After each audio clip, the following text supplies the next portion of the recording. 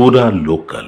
ఇల్లంతకుంట దేవాలయం స్వయంభూగా లక్షలాది మంది ప్రజానికం ప్రతి సంవత్సరం శ్రీరాముని కళ్యాణంతో పాటుగా 9 రోజుల పాటు కార్యక్రమాలు నిర్వహించి చివరి రోజైనటువంటి ఈరోజు రథయాత్ర జరుగుతూ ఉంటుంది.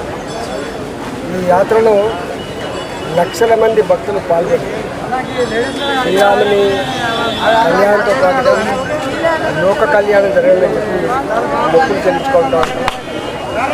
నేను 25 సంవత్సరాలుగా ఈ ఆలయంతో ఈ ప్రాంతంతో నాకు అనుబంధం ఉంది. ఇక్కడ ప్రతి సంవత్సరం తడకలు వేసి ఇక్కడ కళ్యాణం నిర్వహించాలంటే లక్షల రూపాయలు కావాలి. కాబట్టి ఈ ఆలయానికి అంత ఆదాయం లేకపోవడం వల్ల పర్మనెంట్గా మళ్ళీ తడకల లేకుండా పర్మనెంట్గా షెడ్ చేస్తున్నాం. దాంతో కళ్యాణంతో పాటుగా సంవత్సరాలు తరబడి ప్రతి సంవత్సరం మొత్తం పేదవాళ్ళు పెళ్లి చూసినట్టు అడ్డగా ఇక్కడ విలుసుకుంటా ఉన్నారు. దాంతోపాటుగా ఈ ఆలయం కొంచెం శిథిలావస్థలో ఉంటుంది.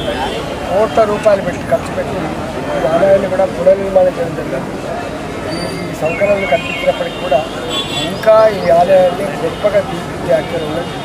దీన్ని భద్రాచలం రామాలయంతో పాటుగా ఈ రామాలయం కూడా ఈ ప్రాంతంలో వేరొక విశ్వాసమున్న దేవుడు కాబట్టి గొప్పగా లక్షల మంది ప్రజల చుట్టూ దేవాలయం కాబట్టి తీర్చిదిద్దడానికి మా వంతు తప్పకుండా సహాయంగా అందిస్తున్నది. మా ప్రాంత ప్రజలందరికీ కూడా ఇవాళ ఈ రథయాత్రలో పాల్గొని మా ప్రజలందరికీ కూడా శాంతి నిలబడాలని మంచి పాడి పండుగతో ఏ టెన్షన్ లేనటువంటి అన్నదమ్ముల్లా కలిసిమెలిసి జీవించే భాగ్యం కల్పించాలని చెప్పి నేను కోరుతాను.